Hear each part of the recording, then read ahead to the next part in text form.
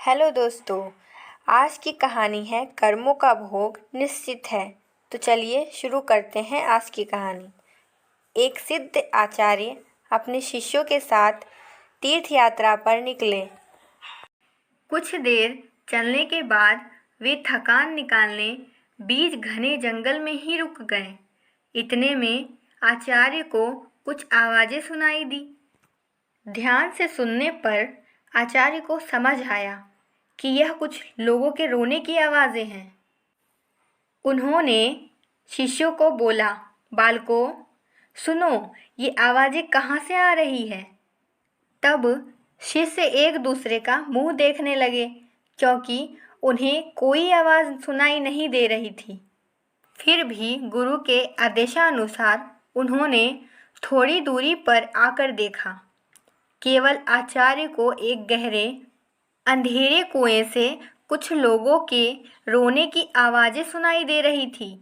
आचार्य ने कुएं में झांक कर देखा तो उन्हें 5 लोग बहुत ही बुरी दशा में रोते हुए दिखाई दिए, लेकिन शिष्यों को न आवाज़ सुनाई दी और न ही कुछ दिखाई दिया। तब आचार्य ने उन 5 लोगों को मुस्कुराते हुए देखा और पूछा, भाई, किन कर्मों का भोग रहे हो। तब वे पांचों और जोर जोर से रुदन करने लगे। तब आचार्य ने शिष्यों को बताया, यहाँ 5 प्रेत आत्माएं हैं। यह सुनकर शिष्य डर गए। तब आचार्य बोले, बालकों, डरो नहीं, तुम सभी इनसे ज़्यादा शक्तिमान हो, क्योंकि तुम सब कर्मों से महान हो और ये सभी आज अपनी पिछली करनी का भोग रहे हैं। आज के समय में इनसे दुर्बल कोई नहीं है। तब शिष्य ने पूछा, इन्होंने ऐसा क्या किया है। तब पहली आत्मा ने उत्तर दिया कि वह पिछले जन्म में ब्राह्मण था, भिक्षा मांगता था। उस भिक्षा को भोग विलास में खर्च करता था। दूसरे ने उत्तर दिया, वह क्षत्रिय था और अपनी शक्ति का दुरुपयोग निर्बल, असहाय गरीबों पर करता था। तीसरे ने उत्तर दिया कि वो बनिया था, बस खुद के फायदे की सोचता था और हमेशा मिलावट करके सामान बेचता था, जिस कारण कई लोग मारे गए। चौथे ने उत्तर दिया, वह शूद्र था, बहुत आलसी और जिम्मेदारी से भागता था, अपने माता पिता को पीटता था और दिन रात नशा करता था।